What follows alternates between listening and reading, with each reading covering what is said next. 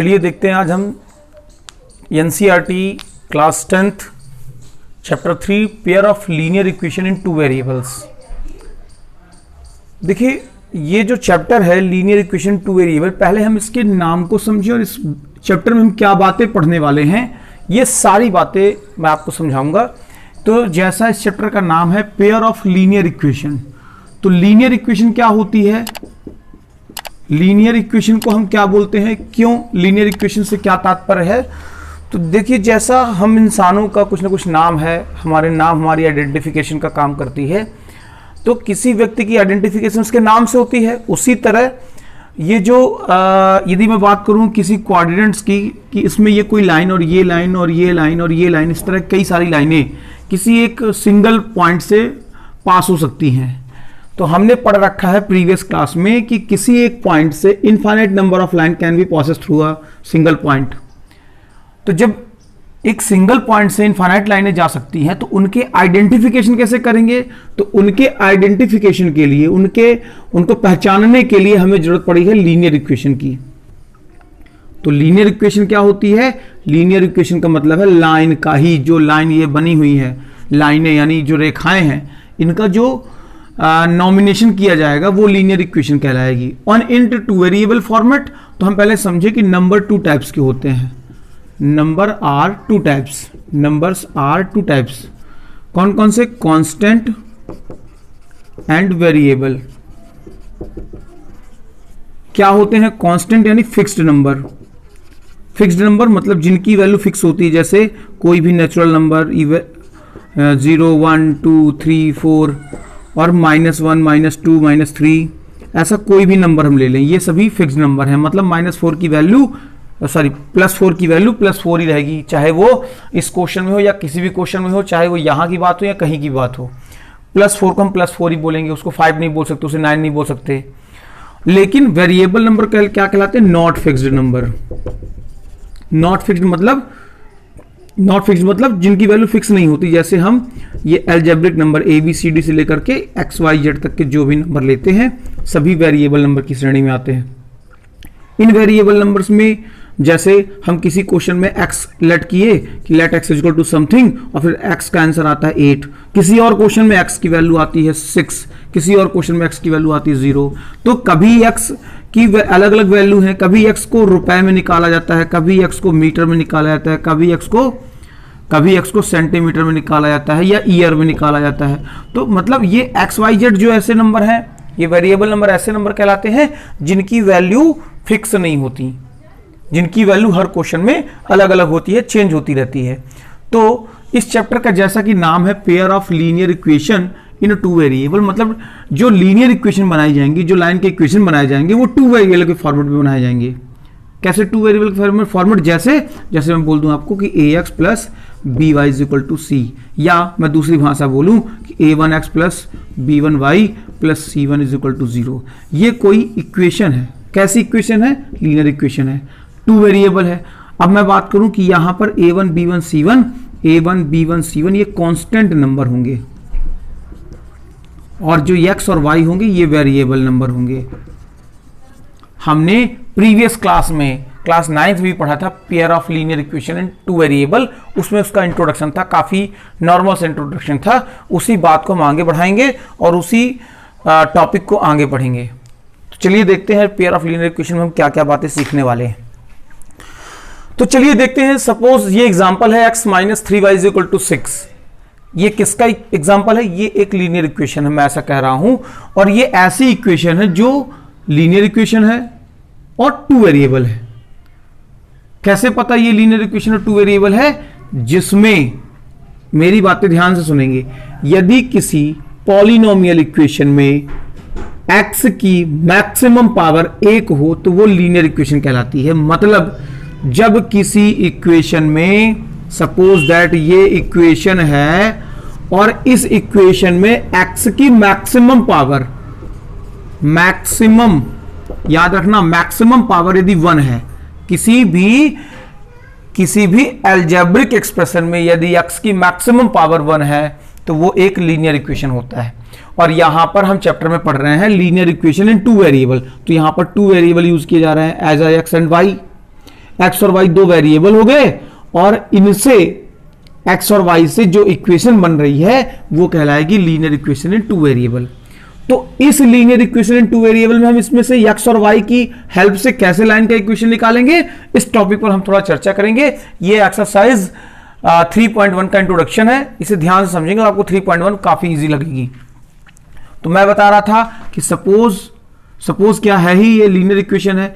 ये linear equation in one variable है, क्योंकि इसमें एक्स और वाई तो है नहीं। जब वाई नहीं है, केवल एक्स है, तो ये linear equation in one variable format है। इसको भी सॉल्व करने पर हमें एक लाइन ही मिलेगी, ठीक है। वैसे इसमें से सॉल्व करने पर एक्स की ऐसी लाइन मिलेगी कि जिसमें से, यदि मैं इसकी बात करूं कि 3x इज इक्वल टू, ये प्लस का 4 वहां जाएगा तो -4, x इज इक्वल टू -4/3, ये कोई सिंगल पॉइंट है जो हमारे इस एक्सिस में कहीं ना कहीं पर प्रेजेंट होगा। सपोज ये पॉइंट है यहां और यहां नहीं है, x की वैल्यू -4, तो x की वैल्यू -4, सपोज -4/3 यहां होगी। इस पॉइंट से जाने वाली लाइनों के इक्वेशन, सपोज इस पॉइंट से जितनी भी लाइनें जाएंगी उन सभी के इक्वेशन ये बनने वाले हैं। तो ये linear equation in one variable हो गया, जिसमें कोई एक सिंगल पॉइंट आता है और सिंगल पॉइंट से इनफाइनाइट लाइन गुजर सकती है। लेकिन जब लीनियर इक्वेशन टू वेरिएबल जाएगी तो उससे केवल एक ही लाइन बनेगी, और वो कौन सी लाइन बनेगी, कैसे बनेगी, इस बात पर थोड़ा देखते हैं हम। तो मैं आपको बता रहा था कि ये linear equation in two variable का फॉर्मेट है। इसमें ये जो x है वो x एक्सिस को डिनोट करता है, ये y जो है वो y एक्सिस को डिनोट करेगा, और इसको पूरा सॉल्व करने पर जो इक्वेशन हमें मिलेगी वो लीनियर इक्वेशन होगी, उससे लाइन की इक्वेशन बनाया जा सकता है। कैसे निकालेंगे, तो सबसे पहले हम एक टेबल बना लें। ये टेबल हमने क्लास 9 में पढ़ी है बेटा। यहाँ पर x और y की वैल्यू मिनिमम, वैसे तो बुक में कई बार दिखाया जाता है कि 2 वैल्यू लेने पर ही लाइन का इक्वेशन आ जाता है, तो 2 नंबर लेने पर भी हमारी लाइन का इक्वेशन तो आ जाएगा। लेकिन यदि हम 3 वैल्यू लेंगे तो हमारी लाइन बिल्कुल परफेक्ट होने के पूरे चांसेस होते हैं।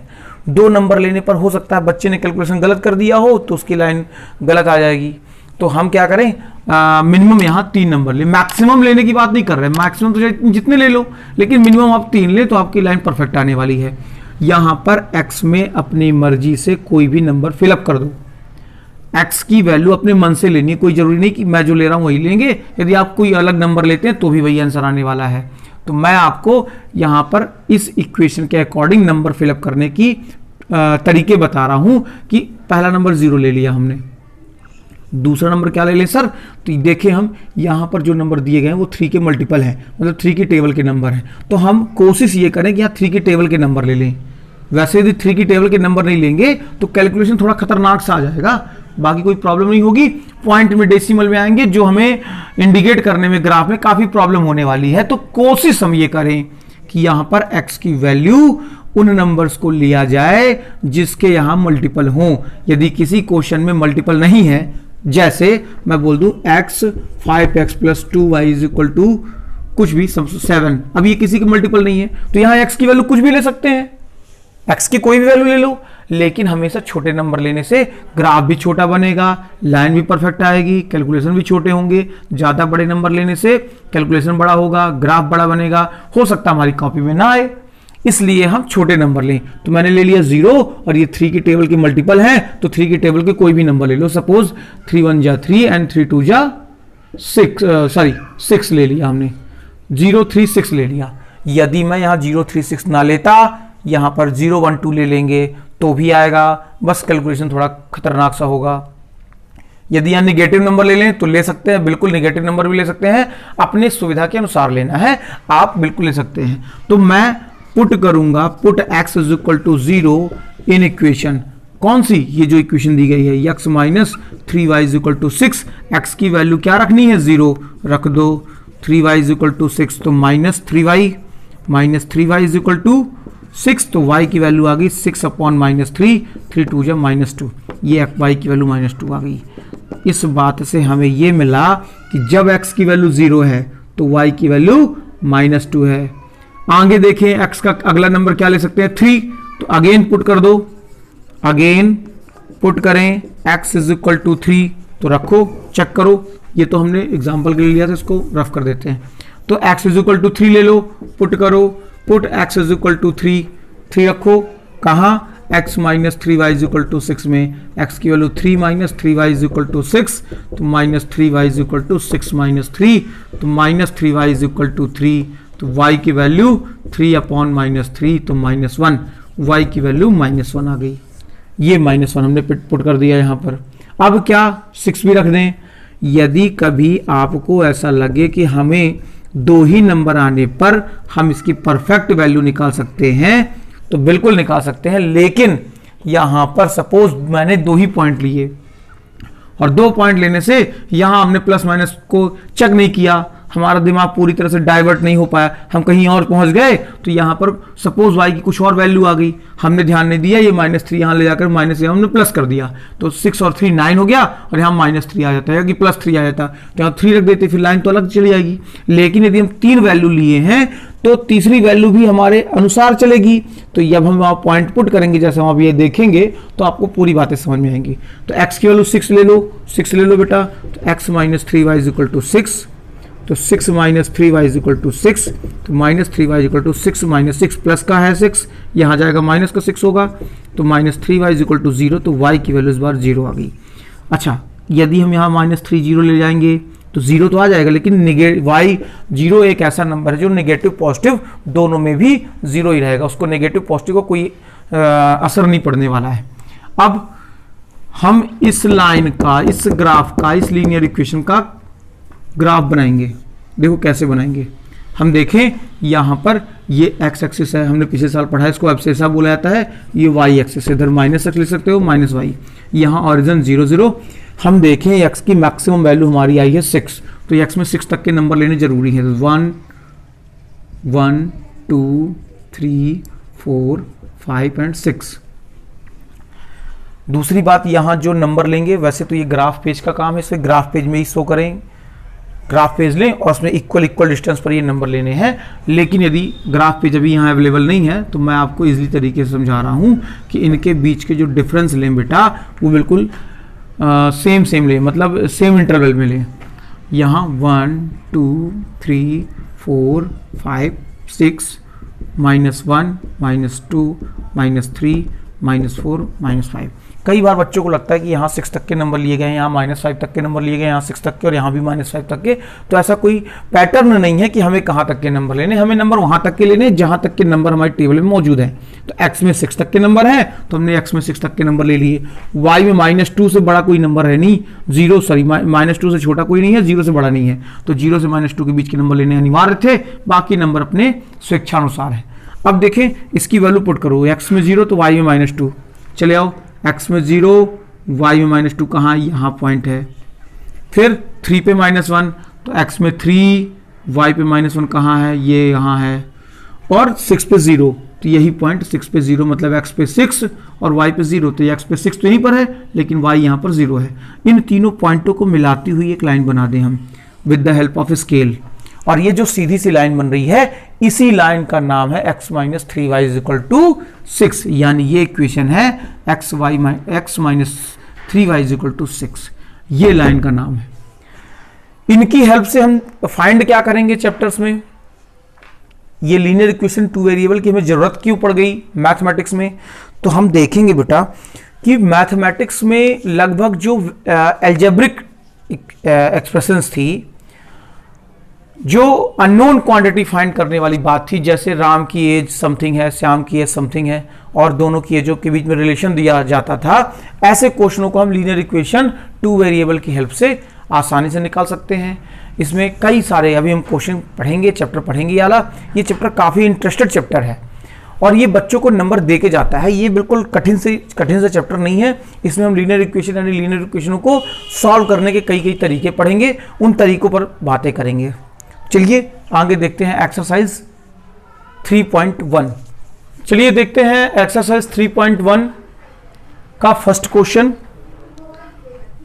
एक्सरसाइज 3.1 के फर्स्ट क्वेश्चन में क्या बातें बताई जा रही हैं और उन बातों का क्या मतलब है, सारी बातें हम ध्यान से सुनेंगे और इस चैप्टर की बेसिक बातें भी इस चैप्टर में छुपी हुई हैं। सारी बातें इस क्वेश्चन से कर सकते हैं और समझ सकते हैं। तो देखते हैं exercise 3.1 question number first. Question में बोला जा रहा है बेटा कि Aftab tales his daughter, Aftab कोई पर्सन है, वो अपनी लड़की से कह रहा है, और क्या कह रहा है कि 7 ईयर एगो, 7 साल पहले, I was 7 times old as you, 7 साल पहले, 7 ईयर्स एगो यानी 7 साल पहले मैं तुम्हारा 7 टाइम्स था।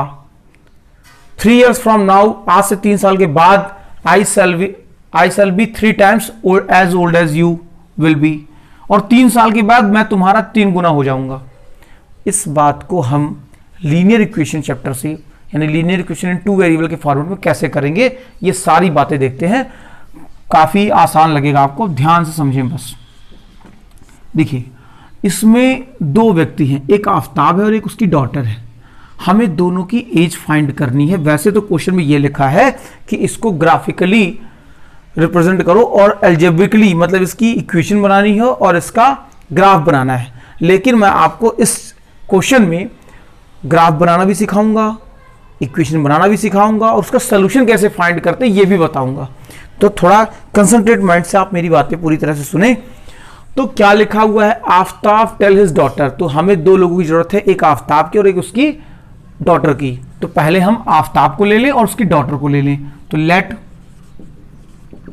Aftab present age be x years. हमने मान लिया कि आफ्ताब की प्रेजेंट एज x ईयर है, and his daughter present age be y years. हमने मान लिया कि आफ्ताब की प्रेजेंट एज x ईयर है और आफ्ताब के लड़की यानी उसके डॉटर की एज y ईयर है। 7 ईयर एगो, 7 साल पहले की कंडीशन हमें बनानी है। तो 7 ईयर्स एगो, 7 साल पहले, तो खुद ही सोचें कि आफ्ताब आज x ईयर का है, तो 7 साल पहले कितने साल का रहा होगा? अरे जाहिर सी बात है, x में से 7 साल कम, तो 7 year ago Aftab age be x minus 7 year, और उसकी डॉटर की क्या एज रही होगी 7 साल पहले? y minus 7। खुद ही समझे हम इस बात को कि यह कहां से आ गया। अरे 7 साल पहले की बात कर रहे हैं। यदि आफ्ताब आज 40 इयर्स का है तो 7 इयर्स एगो पीछे जाएंगे तो क्या करना पड़ेगा? 40 में से 7 को माइनस करना पड़ेगा। मैं बोल रहा हूं कि आफ्ताब अभी प्रेजेंट में 40 इयर्स का है, 40 सालों का है, तो मैं बोल रहा हूं 7 ईयर एगो, 7 साल पहले वो कितने साल का था? 33 इयर्स का था। और वो 33 ईयर आए कहां से? अरे वही 40 में 7 माइनस कर दिया हमने।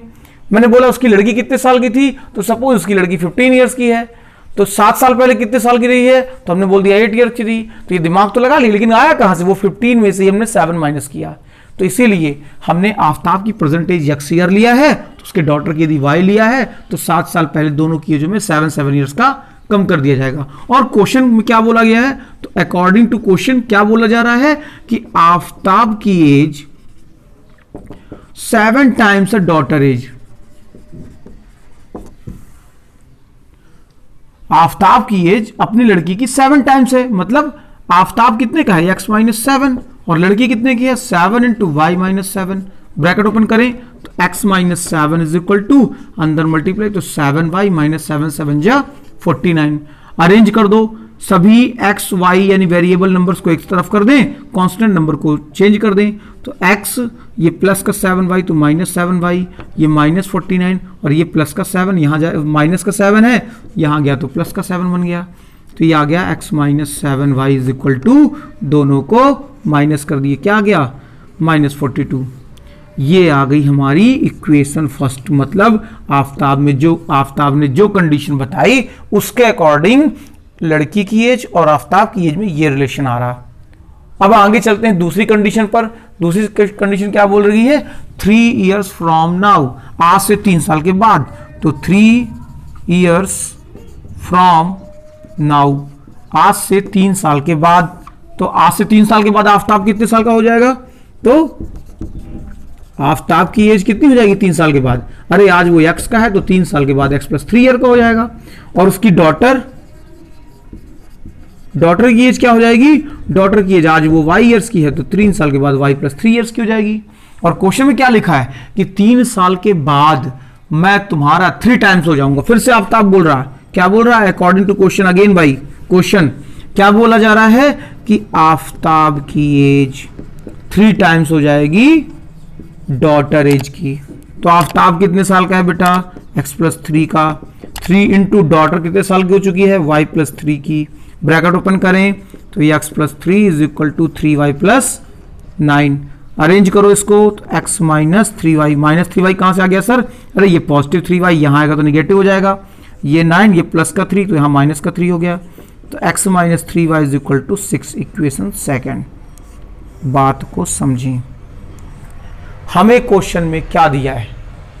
हमें क्वेश्चन में यह दिया है बेटा कि हम इसको ग्राफिकली और एल्जेब्रिकली दोनों तरीकों से रिप्रेजेंट करें। तो ये जो इक्वेशन आई है ना, ये एल्जेब्रिक इक्वेशन है, ये एल्जेब्रिक रिप्रेजेंट करना कहलाएगा। और यदि मैं बोल दूं इसको ग्राफिकली रिप्रेजेंट करें तो कैसे करेंगे ग्राफिकली रिप्रेजेंट? तो देखो यहां पर मैं कुछ इसको सॉल्व कर रहा हूं, ध्यान से समझेंगे। इसका ग्राफ बनाने के लिए दोनों टेबल्स की, अभी हमने जो इंट्रोडक्शन में देखा पार्ट, कि इन दोनों को x और y के लिए, मतलब इक्वेशन फर्स्ट और सेकंड के लिए हमें टेबल बनानी पड़ेगी। तो बाय इक्वेशन फर्स्ट, क्या equation first? x minus 7y is equal to -42। इसके लिए हम एक टेबल बना लें बेटा। कैसी टेबल, क्या क्या बातें होंगी इस टेबल में?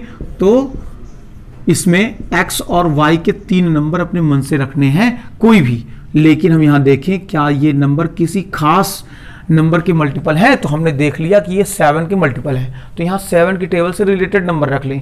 कौन से नंबर रख लें 7 की टेबल से रिलेटेड? सपोज 0, 0, 7 और -7 ले लिए। अरे 7 की टेबल में -7 यदि ले लेंगे तो भी इसके साथ सॉल्व हो जाएगा, +7 लेंगे तो भी सॉल्व हो जाएगा। तो ज़्यादा बड़े नंबर ना लेकर के यदि हम 7 की टेबल को 0, 7 और 14 ले लेते तो फिर हमें ग्राफ भी 14 तक बनाना पड़ेगा। इस कंडीशन को कि हमारा कैलकुलेशन बड़ा सा ना हो, हमें ग्राफ बड़ा सा ना बनाना पड़े, इसके लिए हम यहाँ छोटे छोटे नंबर ले लें। और यहाँ पर रखने के बाद इसमें क्या आंसर आएंगे देखें। पुट करें x is equal to 0 in equation first करो तो x minus 7y is equal to -42 है।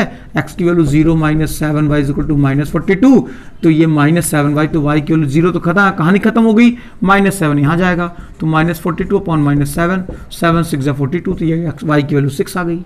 फिर से पुट करें, अगेन पुट करें, क्या पुट करें? x की वैल्यू 7 रखो, 7 तो 7 minus 7y is equal to -42। ये कहां से आ गया सर? अरे x की वैल्यू 7 रख दो यार, x की वैल्यू 7 रख दिए तो 7 minus 7y is equal to -42, तो -7y is equal to -42 plus का 7 -7 बन जाएगा, तो -7y इज इक्वल टू -49। -7 से ये 7 कट गया, 7 7 जा 49, सेकेंड टाइम्स में 7 आ गया।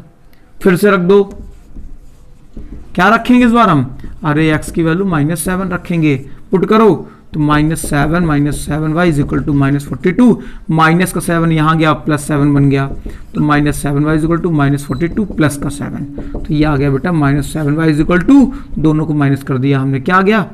-35, तो ये इससे कट गया, 5 आ गया, इसकी वैल्यू 5 आ गई। अब क्या करेंगे सर? तो अब इक्वेशन जो हमने फर्स्ट के लिए ये काम किया है, यही काम इक्वेशन सेकंड के लिए फिर से करना पड़ेगा। फिर बाय इक्वेशन सेकंड इक्वेशन ले लो, क्या है? x minus 3y is equal to 6, x minus 3y is equal to 6। इसके लिए टेबल बनाओ, तो अभी हमने यही नंबर लेकर के टेबल बनाई थी। सभी लोग जिनको ये बातें समझ में ना आ रही हो वो इसके इंट्रोडक्शन पार्ट में जाके इसी का सोल्यूशन देख सकते हैं। इसका सोल्यूशन मैंने उसमें किया हुआ है, कैसे क्या वैल्यू आएंगी। तो देखो यदि हमने यहाँ पर लिया तो यहाँ पर 3 की टेबल की मल्टीपल ले लो, 0, 3, -3, उसमें मैंने यहाँ पर 6 लिया हुआ है तो भी सही है, -3 ले लेंगे तो भी सही है। ऐसा कोई मैंने बता दिया, कोई बाउंडेशन नहीं है कि नंबर कहाँ से आएंगे। अब खुद ही समझो थोड़ा सा, यहाँ पर हम ध्यान से समझें। यदि कि x की वैल्यू 0 ले लेते हैं, किसमें? इस इक्वेशन में, तो क्या आने वाला देखो, x की जगह पर 0 minus 3y is equal to 6, 0 तो कहानी खत्म है, ये यहाँ चला गया तो -2 आ गया, यहाँ से y की वैल्यू -2 आ गई, ये हमने रख दी x की वैल्यू -2। फिर से x की वैल्यू 3 रख दो, सॉल्व तो इसी तरह करेंगे बड़ा सा। यहाँ पर मैं आपको, यदि आपको ये समझ में आ गया है तो मैं इसे शॉर्ट तरीके से किए दे रहा हूँ, वैसे आप इसे प्रॉपर इसी तरह सॉल्व करें। यदि मैं x के वैल्यू 3 ले लूं तो क्या आने वाला, देखो x की जगह पर 3 लेना है इस बार, तो 3 minus 3y is equal to 6, तो क्या आ गया minus 3y is equal to, ये 3 यहाँ चला गया तो 6 में से 3 माइनस हो गया, 3 बचेगा, ये इससे कट गया, -1 आएगा। माइनस का 3 ले लो तो माइनस के 3 में क्या आने वाला बेटा, देखो क्या आने वाला है, x minus 3y is equal to 6 है हमारे पास, तो ले लो x की जगह पर -3 लेनी है, तो -3 minus 3y is equal to 6, तो -3y इज इक्वल टू 6, और ये माइनस का 3 यहाँ जाएगा तो प्लस का 3 बन गया, तो -3y इज इक्वल टू 9, तो y is equal to 9 upon -3, तो -3 आ चुका है। तो ये तीनों वैल्यू आ गई। अब हम वैसे क्वेश्चन में केवल ये बोला जा रहा है, इसे ग्राफिकली, ये ग्राफिकली रिप्रेजेंट करने के लिए टेबल हमने ड्रॉ की है, टेबल बनाई हमने, है ना, कंप्लीट की। अब इसे ग्राफ बनाएंगे तो जैसा मैं यहाँ पर आपको ग्राफ शॉर्ट तरीके से समझा दे रहा हूँ, आपको भी समझ में आ जाएगा। सपोज क्या, ये x एक्सिस है, ये -x, ये y एक्सिस, ये -y, कहाँ से कहाँ तक के नंबर लेने हैं, तो 0 7 -7। तो वैसे तो हमेशा ग्राफिकली वाले जो क्वेश्चन होंगे उन्हें हम ग्राफ पेज में ही ड्रॉ करेंगे। ग्राफ पेज में ड्रॉ करने से उनका सोल्यूशन परफेक्ट आता है, ठीक है। यहाँ तो हमारे पास ग्राफ पेज यदि अवेलेबल नहीं है तो मैं इसे आपको नॉर्मल तरीके से समझा रहा हूँ कि यहाँ पर 0 1 2 3 4 5 6 7 -1 -2 -3 -4 -5 -6 एंड -7। ये जो नंबर लेंगे सेम डिफरेंस होना चाहिए। यदि सेम डिफरेंस नहीं होगा तो हमारा ग्राफ और उसका सोल्यूशन गलत आने वाला है। नंबर ले लो यहाँ भी 1 2 3 4 5 6 7 -1 -2 -3 -4 -5। अब देखें क्या क्या बातें हैं। यहाँ पर है 0 पे 6, x में आ जाओ, 0 कहाँ, यहाँ, y में 6 कहाँ, यहाँ। तो पहला पॉइंट तो हमारा ये हो गया। दूसरा x 7 पे 7, तो x पे 7 तो y पे -7, x पे 7 तो y पे 7, x पे 7 तो y पे 7, यानी 7 के सामने कुछ ऐसा, ये 7 यहाँ भी है और यहाँ से ये 7 है, मतलब पॉइंट यहाँ होगा।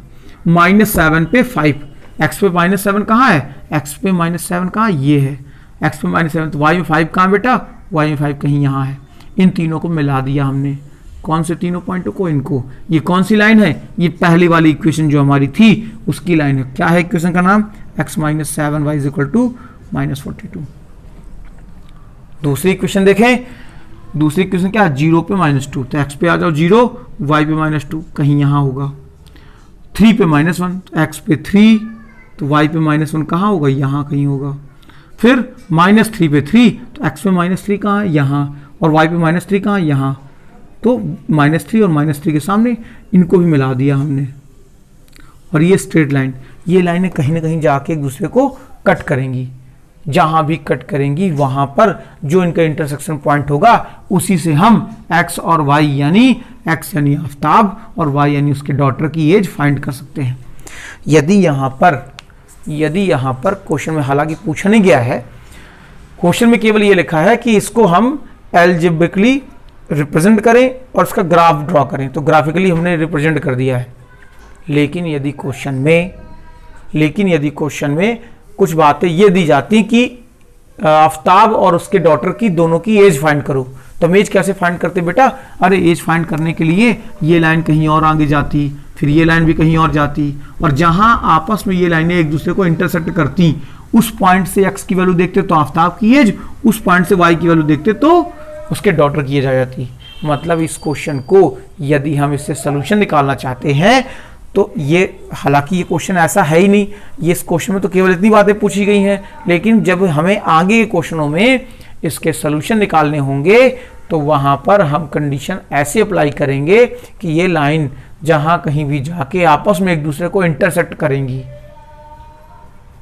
तो intersection point of both line जहां पर होगा वहां से x एक्सिस को देखेंगे तो x की एज आएगी, x की एज यानी आफ्ताब की एज, क्योंकि हमने x आफ्ताब को लिया है, और वहां से y की वैल्यू जो देखेंगे, y की जो वैल्यू होगी वहां से y की वैल्यू आने के बाद y की एज से हमें उसके डॉटर की एज मिलने वाली है। और यदि सपोज ये लाइनें कहीं कट ही नहीं कर रही हैं, एक दूसरे को पैरेलल जा रही हैं, बिल्कुल लास्ट तक पैरेलल जा रही हैं, जैसा यहाँ पर तो दिख रहा है कि ये कटिंग इंटरसेक्ट होंगी, लेकिन यदि पैरेलल है मतलब इट हैज नो सॉल्यूशन, इसमें मतलब जो कंडीशन बताई जा रही है आफ्ताब और उसके डॉटर की एज की, वो कंडीशन ऐसा हो ही नहीं सकता।